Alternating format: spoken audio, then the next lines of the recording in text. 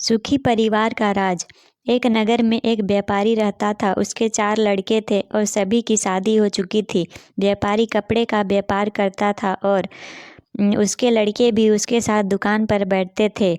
एक दिन रात में व्यापारी सो रहा था तो उसे सपना आया। सपने में उसे एक आदमी दिखा तो उससे कहने लगा कि तुम्हारे घर में बहुत सुख है, तुम्हारे पास पैसा भी बहुत है, पर अब मैं तुम्हारे घर आने वाला हूँ जिससे तुम्हारे घर में धीरे धीरे पैसा खत्म हो जाएगा और लड़ाई झगड़े शुरू हो जाएंगे।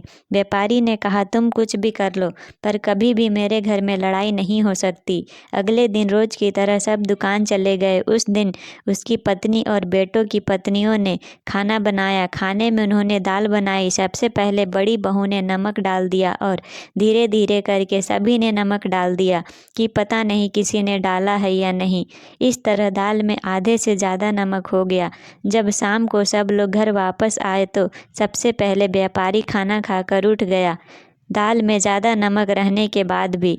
फिर उसके बेटों ने पूछा कि पिताजी ने खाना खा लिया, तो उनकी माँ ने कहा, हाँ खा लिए। बेटों ने सोचा, जब पिताजी ने कुछ नहीं कहा और ज़्यादा नमक वाली दाल खा लिया तो हम क्यों कहें। फिर सभी ज़्यादा नमक वाली दाल खाकर उठ गए।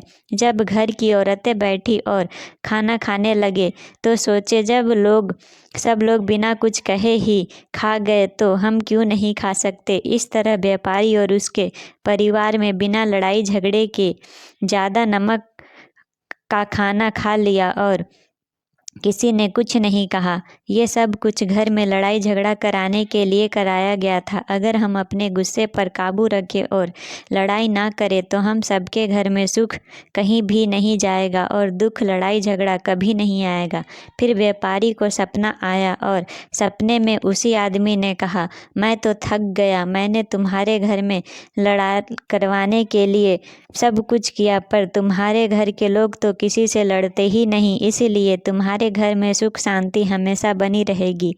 इस कहानी से हमें यही सीख मिलती है कि परिवार में कभी झगड़े नहीं करने चाहिए, आपस में सहनशीलता और मेल जोल होना चाहिए, तो उस परिवार में हमेशा धन दौलत और सुख शांति बनी रहती है।